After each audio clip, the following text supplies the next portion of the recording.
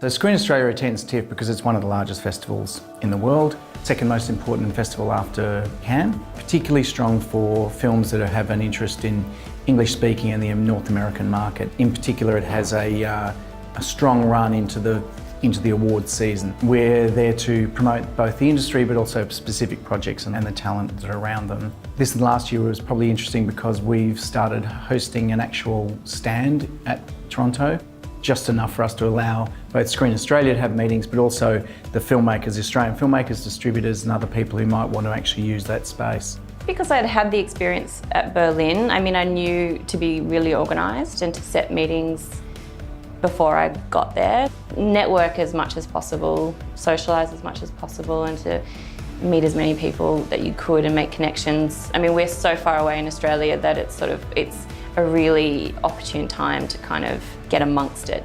People still always say to me in meetings, and I don't know whether it's just rhetoric or they're just being polite, but they always say that they're very interested in what's coming out of Australia. I definitely get a sense that the sales agents, in terms of looking for product that is for cinema release, which is what they want, the sort of more conventional or traditional sales agents, they want something that is really big in scope. So it has to be a bestseller, it has to be a really well-known story, or it has to be about somebody that we all know, or it has to have a really significant cast. The Erin Brockovich story or those sorts of David and Goliath stuff is really appealing to them. They want something with a positive ending. There are still the slightly smaller sales agents who are very focused on directors and auteurs, who are looking for something from directors that are already established and who have a kind of a following. I did feel as though the majority of people that we met, in terms of sales agents and also in terms of potential finances or co-producers, that, the earlier the better. I think the development stage is particularly appealing for people to genuinely connect to the material, to be able to sell it the way you want your film to be represented. So it felt like a trend was definitely to come in earlier rather than later. Where the challenge is in the world that we are picking up is that because of these shifts in the arrival of Netflix and Amazons and the VODs, the collapse of the DVD markets, the challenge on theatrical, it does mean that it's becoming harder and harder for sales agents in a traditional mould.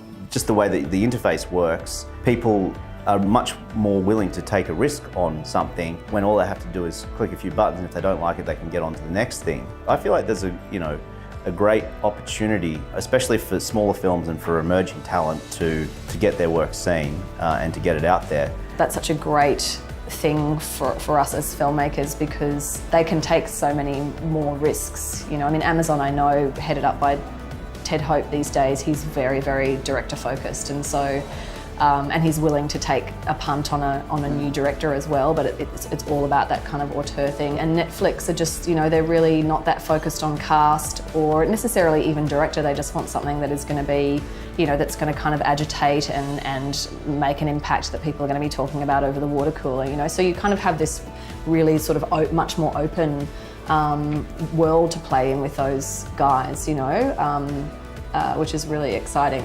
The concern we had was about the fact that the Netflix would come in and just kind of take rights for everything, whereas it seems that they're actually able to play a bit more. They seem to be a bit more nimble than perhaps we thought they were. And Netflix themselves are interesting for Australians because they are looking very clearly and saying we want to have a number of films that we're going to fund in the very low budget area, and there's a number of films that we're going to do in a slightly high budget area, but 15 million up. So low budget's 10 million and down.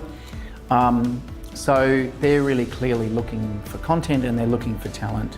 The figures that I've heard for kind of more boutique films is anywhere from sort of 300 to 600, 800,000 for a global deal. So from a sales agent's perspective, that's a great result rather than piecing together, let's say, 10 deals for 60,000 or 40,000 and all of the work and contracting and servicing that's involved in that versus one deal for one chunk of money. What we're going to see in the next few years is companies like Netflix and Amazon going direct and things like Netflix originals becoming more and more prevalent. I wouldn't be surprised if in the next few years They are doing much more production regionally. There's so much on tap out of the US, but they are regional players now everywhere. So, you know, it makes sense for them to get involved in local production. So I can absolutely see that happening as well. So I think there's continuing interest and passion for Australian material, which is really, really encouraging.